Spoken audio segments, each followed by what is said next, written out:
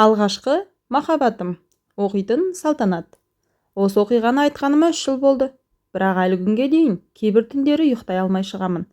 Өйткені бір адамның айтқан өтірігі өмірімді ғана емес, адамдарға деген сенімімді де өзгертіп кеткен. Егер уақытты кері қайтара алсам, мен сол адаммен мүлде таныспас едім. Бірақ өмірде қайта бастау деген болмайды екен. Ол кезде 20 жаста едім. Колледжді енді бітіргенмін. Үлкен қалаға келіп, киім дүкеніне сатушы болып жұмысқа тұрғаныма 2 ай ғана болған. Жалақым аса көп емес, бірақ өз ақшамды өзім тауып жүргеніме мәзбін. Анам екеуміз пәтер жалдап тұратынбыз. Әкем ерте қайтыс болған, сондықтан анам мені жалғыз өсірді. Кейде кешке жұмыстан келсем, ол шайын құйып күтіп отыратын. Келдің бе қызым? Я, мама. Қатты шаршадың ба? Бүгін адам көп болды. Жүр, шайың дайын деп. Осындай қарапайым өмір сүрдік. Арманым да үлкен емес еді. Жақсы жұмыс, өз үйімнің болуы, бақытты отбасы болсам болды. Бар керегі осы. Сол күні жұмыстан кеш шықтым. Қараша айы. Күн ерте батады. Автобус аялдамасында адам лық толы. Қолымды қалтама салып, автобусты күтіп тұрмын. Бір кезде қасымнан ер адамның дауысы естілді. Кешіріңіз. Бұрылып қарасам, менен 1-2 жас үлкен жігіт тұр. 8-ші автобус өтіп кетті ме? Жоқ, мен де күтіп тұрмын дедім. Жақсы екен, әйтпесе бүгін 3-ші рет кешігіп тұрмын. Еріксіз күліп жібердім. Күнде кешігесіз бе? Жоқ, бүгін ғана жолым болмай тұр. Онда бүгін автобус емес, күннің өзі сізге қарсы сияқты. Ол да күліп жіберді. Солай болып тұр. Әңгімеміз осылай басталып кетті. Шынымды айтсам, бұрын көшеде бейтаныс адаммен сөйлесіп көрмегенмін. Бірақ оның сөйлеген сондай қарапайым еді. Өзін көрсетуге тырыспайды, артық мақтанбайды. Сұрақ қойса жауабын соңына дейін тыңдайды. Автобус келгенше 15 минуттай сөйлестік. Екеуміз бір автобусқа міндік. Мен түсетін аялдамаға келгенде, айтпақшы, мен Әлимін деді. Айым. Қуаныштымын. Мен де. Автобустан түсіп бара жатқанда ол, ертең тағы кездесіп қалармыз деді. Мен күліп, ол автобустың шаруасы ғой дедім. Жоқ деді. Неге? Мен ертең осы уақытта тағы келемін. Осы сөзді айтқанда неге екенін білмеймін, жүрегім бір түрлі болып кетті. Үйге келген соң сол әңгіме есімнен шықпады. Қызық жігіт екен. Дәл сол түн мен ұйықтар алдында соңғы рет соны ойладым. Ертеңгі кездесудің қалай боларын, өмірімнің ең үлкен қателігінің бастамасы болатынын қайдан білейін. Ертеңгі жұмыста көңілім біртүрлі болып жүрді. Себебін өзімде түсінбедім. Кеше ғана танысқан адамды қайта көрем деп сонша толқатындай не болып қалды? Өзімді қанша алдасам да, кешкі алтыны күтіп жүргенімді мойындадым. Жұмыс біткен соң сөмкемді алып аялдамаға қарай асықтым. Алыстан ақ көзімді бірден оны іздей бастадым. Шынымды айтсам, келмеген шығар деп ойлағанмын, бірақ ол сол жерде тұр екен. Мені көрген бойда жымиып, мен бүгін кешікпедім деді. Көріп тұрмын. Ал сен кешіккен жоқсың. Жұмыстан ертерек шықтым. Әлде мені күттіргің келмеді ме деп күлді. Мен де күліп жібердім. Өзіңізге тым сенімді екенсіз деп қоямын. Жоқ, тек байқап көрдім. Осылай тағы да әңгімеміз басталып кетті. Бір қызығы оның жанында уақыттың қалай өткенін байқамай қалатынмын. Ол менің сүйікті түсім қандай екенін сұрады. Қандай тыңдайтынымды, бала күнімде кім болуды армандағанымды сұрап, ал өз туралы көп ашылып қоймайтын. Сол кезде оны байқамадым. Қазір ойласам, көп сұрақты ол қоятын. Мен жауап беретінмін, ал өзіне сұрақ қоймайды екенмін. Арада 2 апта өтті. Біз күн сайын бірге қайтатын болдық. Кейде автобусқа мінбей, 2-3 аялдаманы жаяу жүріп өтетінбіз. Бір күн ол, қарның ашып тұрған жоқ па деді. Аздап дедім. Онда шай ішейік. Үйде анам күтіп отырған шығар. Онда анаңа хабарлас. Мен бір сәт ойланып қалдым. Бұрын жігітпен оңаша отырып көрмегенмін. Телефон алып анама хабарластым. Мама, мен сәл кешіксем бола ма? Бірдеңе болды ма? Жоқ, жұмыстан кейін әріптестермен шай ішеміз. Осы сөзді айтқанымда жүрегім шым ете қалды. Өйткені мен өмірімде бірінші рет анама өтірік айтып тұрмын. Телефонды қойған соң Али маған қарап, бәрі дұрыс па деді. Я дедім. Егер ыңғайсыз болса басқа күні кездесерміз. Жоқ, бәрі жақсы. Ол менің қаланың шетіндегі шағын кофеханаға алып барды. Қымбат жер емес, бірақ іші жылы екен. Терезенің жанындағы үстелге отырдық. Шай келгесін ол маған қарап, бір нәрсе сұрасам бола ма деді. Сұрай бер. Сен әрқашан осындайсың ба? Қандай? Адамға тез сеніп қалатын. Мен күліп жібердім. Сондай байқалып тұр ма? Я, ол жаман ба? Ол біраз ойланып отырды. Жоқ, онда. Тек ондай адамның жүрегін жаралау оңай болады. Ол өз сөз айтқанда өзін емес, маған айтып отырғандай көрінді. Сол күннен кейін ара қатынасымыз тіпті жақындай түсті. Таңертең қайырлы таң деген хабарлама келеді. Кешке үйге аман есен жеттің бе деп жазады. Бір күні жұмыс арасында телефоным шыр етті. Айым, терезеге қарашы. Таңырқап сыртқа қарасам, дүкеннің ар жағында Али тұр. Қолында 2 стакан кофе. Мен сыртқа шықтым. Сен мұнда не істеп жүрсің дедім қуанып. Жақын жерде жұмысым болды. Сонда арнайы келдің бе? Я, қуанышымда шек жоқ. Неге дедім. Ол кофенің бірін маған ұстатты. Бүгін көңіл күйің болмай тұрған сияқты еді. Қайдан білдің? Таңертең күлмедің. Осы сөзді естігенде жүрегім елжіреп кетті. Мені соншалықты байқап жүрме деп ойладым. Қуанышымда шек жоқ. Бірақ қазір сол сәтті есіме алсам басқаша ойлаймын. Кейбір адамдар сенің жүрегіңе кіру үшін әуелі сені өте мұқият зерттейді екен. Сол кезде мен оны махаббат деп қабылдадым.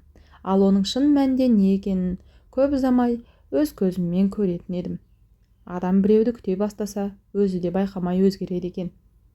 Бұрын жұмыстан шықсам үйге тезірек жетуге асығатынмын. Ал енді кешкі 6-ға дейін сағатқа қарай беремін. Өткен аялдамада мені күтіп тұрған бір адам бар. Али де соны сезген сияқты. Бір күні жаяу келе жатып, айым, бір нәрсе сұрайыншы. Сұра. Біз алғаш танысқан күн есіңде ме? Әрине дедім жымиып. Сол күні сенің көзің қатты мұңайып тұрған. Мен таң қалып қалдым, рас па? Я, соншалықты байқалған ба? Мен байқадым. Аздап үнсіз жүрдік. Сосын мен күліп, менің көңіл күйімді қайдан оқисың өзің дедім. Білмеймін, бірақ сен жымиып тұрсаң да көзің басқа нәрсені айтып тұрады. Осы сөзден кейін ішім жылып сала берді. Бір адам сені соншалықты түсінгенде еріксіз сеніп қалады екенсің. Келесі аптада ол мені туған күніммен құттықтады. Мен өзімнің туған күнімді айтқанымды ұмытып кетіппін. Жұмыстан шықсам, қолында кішкентай ғана торт. Қасында ақ түсті бір тал раушан. Туған күнің құтты болсын деп бетімнен сүйді. Сен қайдан білдің? 2 апта бұрын айтып едің. Сонша уақыт есіңде сақтадың ба деп ризамын. Кейбір күндерді ұмытуға болмайды. Тортты көріп емес, оның мен айтқан ұсақ түйекті есте сақтағанына қуандым.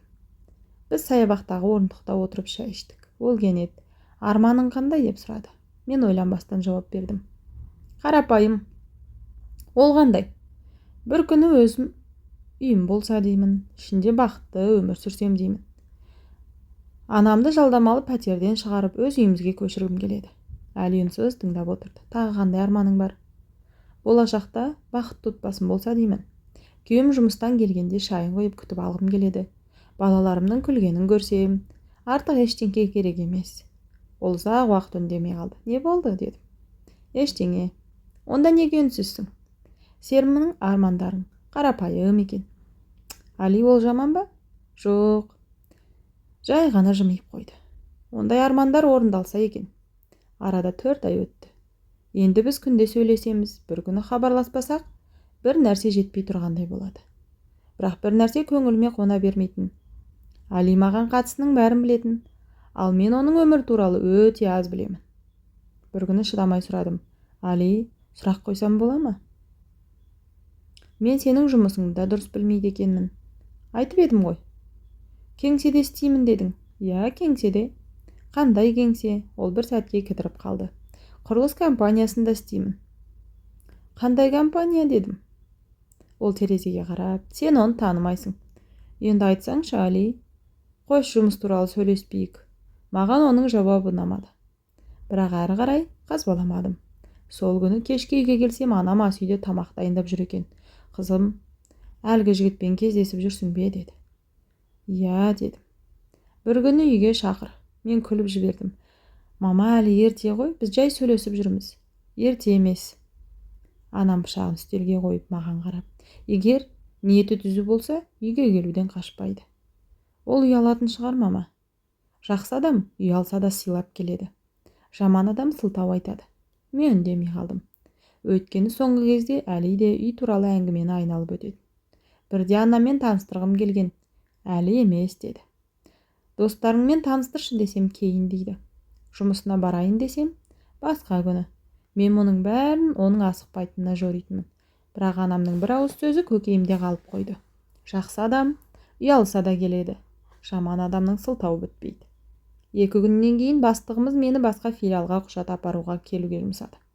Құжатты өткізіп шығып, көшенің арғы бетіндегі кофеханаға кірдім. Кезекте тұрмын. Бір кезде таныс дауыс естілді. Жаным, өзіңе не алайын? Қолым дір ете қалды. Бұл Әлидің дауысы еді. Мен баяу ғана бұрылдым. Ал бұрылған сәтте жүрегімнің қалай ауырғанын сөзбен айтып жеткізе алмаймын. Уақыт тоқтап қалғандай болды. Әли маған арқасын беріп тұр. Қарсы алдында отырған әйел күліп бірдеңе айтып жатыр. Мен оның жүзін анық көре алмадым, бірақ Әлидің жүзіндегі күлкіні анық көрдім. Сол күні осы уақытқа дейін тек маған ғана сыйлайды деп ойлайтынмын. Қолымдағы телефон сырғып жерге түсті. Дауысы қатты шықты. Әли жалт бұрылды. Көзіміз түйісті. Оның жүзіндегі күлкі бірден жоғалып кетті. Айым? Мен ештеңе айтпадым. Сөйлеуге шамам келмеді. Жерден телефонымды көтеріп алдым да сыртқа қарай жүгіре жөнелдім. Артымнан Әли жүгірді. Айым, тоқташы деген дауыс естілді. Тоқтамадым. Тағы айғайлады. Өтінемін, тоқта. Аяғым өздігінен жылдамдай берді. Көзімнен жас шығып кеткенін де байқамаппын. Сыртқа шыққан соң аялдаманың жанында орындыққа отырып қалдым. Денім тартылып кеткен. Телефоным қайта-қайта шырылдап жатыр. Әли тоқтаусыз қоңырау шалуда. Қоңыраулардың бәрін өшіріп тастадым. 5 минуттан кейін хабарлама келді. Сен ойлағандай емес, бәрін түсіндіріп беремін. Өтінемін, менен қашпа. Экранға ұзақ қарап отырдым. Сосын телефонымды сөмкеме сала салдым. Сол сәтте ештеңе естігім келмеді. Үйге келгенде анам дастархан жайып қойыпты. Мені көріп, қызым, ауырып тұрсың ба? Өңің қашып кетіпті деді. Анашым, жай ғана шаршадым. Тамағыңды ішіп жат. Тәбетім жоқ анам деп бөлмеге кіріп кеттім. Біраздан кейін есік ақырын қағылды. Анам, қолында бір кесе ыстық шай. Ішуге шаман келмесе де мынаны іш. Мен үндемей шайды алдым. Ол төсектің шетіне жайлап отырды. Бірдеңе болды ма қызым? Осы сұрақты естігенде күні бойы әрең ұстап жүрген көз жасым еріксіз төгіліп кетті. Мамам да ештеңе демеді. Тек иығыма қолын қойды. Мен болған жағдайдың бәрін айтып бердім. Әлимен қалай танысқанымды, қалай жақын болғанымызды, бүгін не көргенімді. Сөзім біткен соң бөлмеші ұзақ уақыт үнсіз қалды. Сосын анам ақырын ғана, қызым, мен саған бір нәрсе айтайын. Егер адам алғашқы күннен ақ шындығын айтуға қорықса, уақыт өткен сайын оған өтірік айту оңайлай береді. Мен үндемедім. Көргеннің бәрі шындық бола бермейді. Мама, мен өз көзіммен көрдім ғой. Ол әйелге жаным деді. Оны да естідім. Ендеше тағы не қалды? Анам шайына бір ұрттап алып, ертең кездес. Мен бірден басымды шайқадым. Жоқ, кездеспеймін. Неге? Еститін сөзім жоқ. Сенде жоқ шығар, оның айтары бар. Бірақ кейін өмір бойы егер тыңдасам не болар деген сұрақ қалмау үшін ертең кездес деді. Мен терезеге қарап қалдым, шынында да. Ішімде ашудан гөрі түсінбей қалған сезім басым еді. Түнгі 11-лер шамасында телефоным қайта жанды. Бұл жолы қоңырау. Бірнеше секунд қарап отырдым, сосын көтердім. Арғы жақтан ауыр тыныс естілді. Айым. Дауысы бұрынғыдай емес, шаршаған, сынып қалғандай. Тыңдап тұрмын дедім. Ертең кездесейікші. Не үшін? Не айтпақсың? Бір мүмкіндік бер. Не айтасың? Бәрін айтамын. Ол әйел кім? Ұзақ үнсіздік орнады. Сосын жай ғана, менің өткен өмірім деді. Бұрынғы қызың ба дедім. Жоқ. Онда кім? Ол терең дем алып, дауыс әрең шықты. Бұрынғы әйелім деді. Қолым мұздап кетті. Не дедің? Сенің әйелің бар ма сонда? Сен үйленгенсің бе? Я. Осы сөзден кейін телефоным үнсіз өшіріп тастадым. Одан арғысын тыңдауға күшім жетпейді. Бірақ мен әлі де болса бір нәрсені білмейтінмін. Бұл әңгіменің ең ауыр шындығы әлі алда еді. Түні бойы көз іле алмадым. Телефонды қанша рет қолыма алғанымды өзім де білмеймін. Бірде қоңырау шалған нөмірге қарап отырамын, бірде ортақ суреттерімізді ашамын, бір кезде ашумен бәрін өшіргім келеді, бір кезде қайта сақтап қаламын. Адамның сезімі де қызық екен. Бір жүректің ішінде әрі сағыныш, әрі реніш, әрі жек көру бәрі қатар өмір сүре береді екен. Таң ата бере көзім ілініп кеткен екен, оянсам сағат 9 болып қалыпты. Жұмысқа кешігіп бара жатырмын. Күні бойы Алиден хабар болған жоқ. Бұл бұрынғыдан да ауыр тиді. Өйткені кеше ол тоқтамай хабарласып жатқан, ал бүгін мүлде үнсіз. Бір кезде өзіме ашуландым. Сен не күтіп отырсың? Ол хабарласса ғана көңілің жайлана ма? Сол сәтте түсіндім. Мен әлі де одан бір жақсы сөз күтетінмін. Кешке кездесетін жерге ертерек барып тұрдым. Жаңбыр жаңа ғана басылған. Орындықтар әлі дымқыл. Ауада күздің иісі. Әли 5 минуттан кейін келді. Мені көргенде бұрынғыдай күлімсіреген жоқ. Жай ғана. Келгеніңе рахмет деді. Не айтатыныңды айт дедім. Ол біраз үнсіз тұрды. Кеше телефонмен айтқаным рас. Қай жері? Мен үйленгенмін. Яғни бұрын үйленген болғанмын. Неге жасырып жүрдің? Али көзін төмен сүріп, сенен қорықтым. Мен күліп жібердім. Бірақ ол күлкіде қуаныш жоқ еді. Мені емес, шындықтан қорыққансың, ол үндемеді. Сен мені ақымақ деп ойладың ба, Али? Жоқ, айым, тыңдашы. Онда неге 4 ай үндемедің? Ән айтам, міне айтам деп оқталып жүрдім, бірақ айта алмадым. Ал кеше көрген әйел, ол сөзімді бөліп жіберді.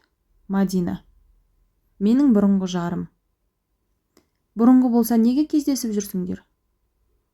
Али қалтасынан әмиянын шығарды. Ішінен кішкентай сурет алып маған ұсынды. Қолыма алдым.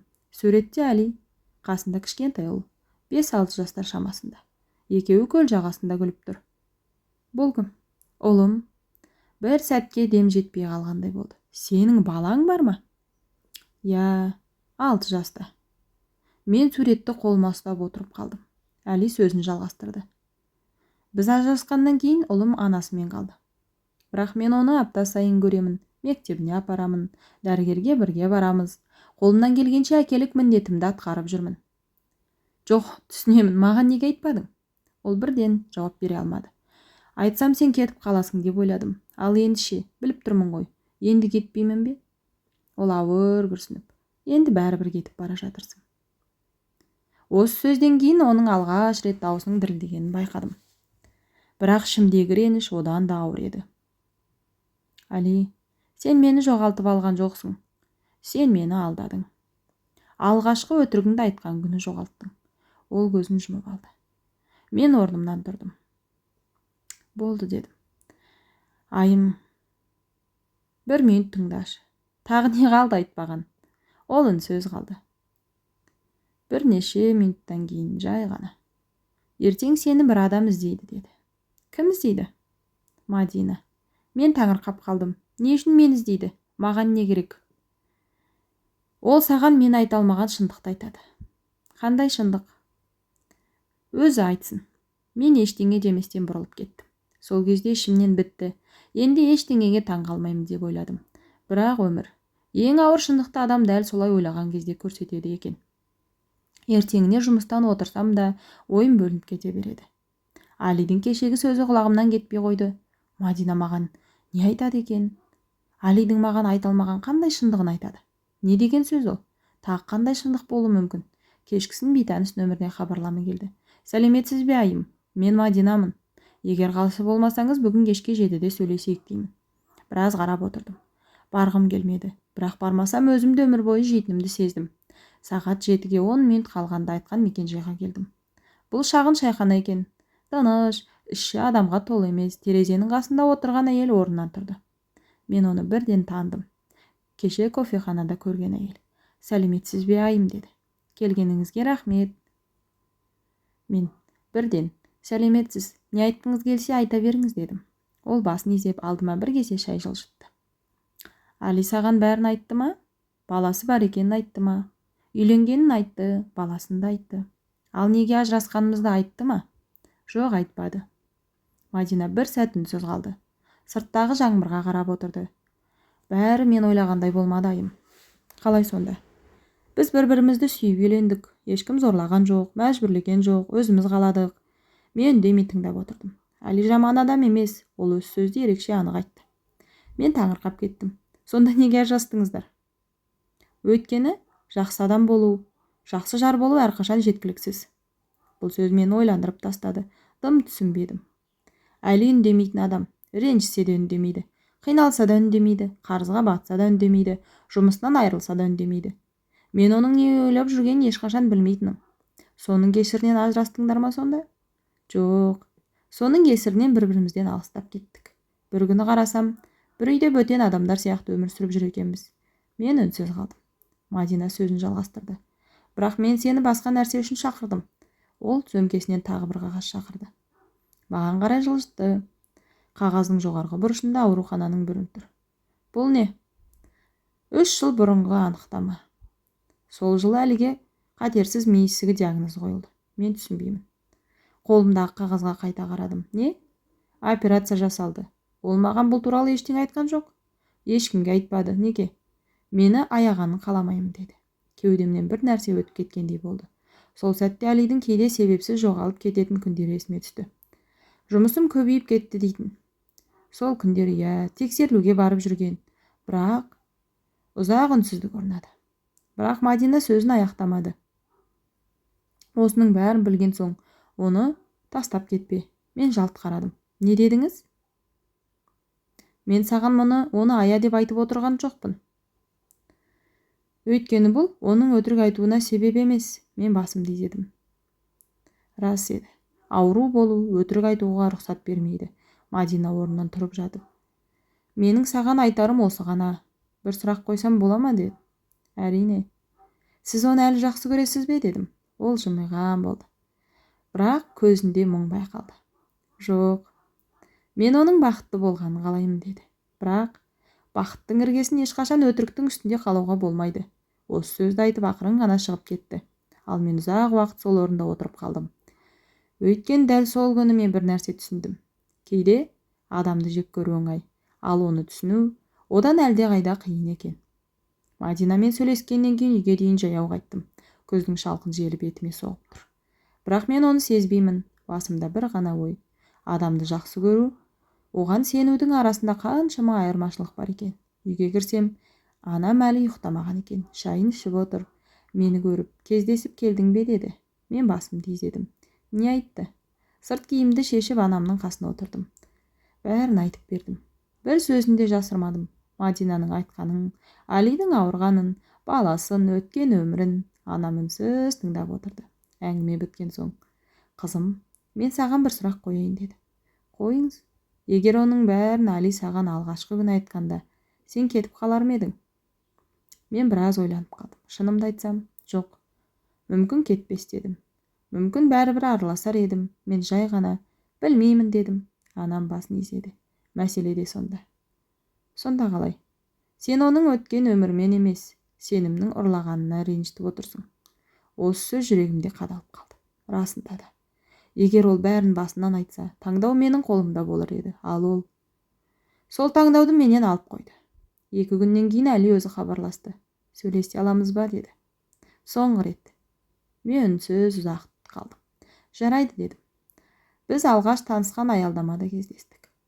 Барлығы сол жерден басталып еді, бәрі де сол жерде аяқталатын сияқты. Әли мені көргенде жымиғысы келді, бірақ жымия алмады. Қалайсың деді. Жақсымын. Ренішің басылды ма? Жоқ. Ол ауыр күрсінді. Мен саған ақталуға келмедім. Онда не үшін келдің? Кешірім сұрауға келдім. Кешірім сұрау еш нәрсені өзгертпейді. Білемін. Онда не үшін? Ол маған тіке қарады. Өйткені өмірімдегі ең жақсы адамды жоғалтқанымды кеш түсіндім. Мен сөз қалдым. Ол сөзін жалғастыра берді. Сенің орныңда басқа адам болса, мүмкін баяғыда кетіп қалар еді.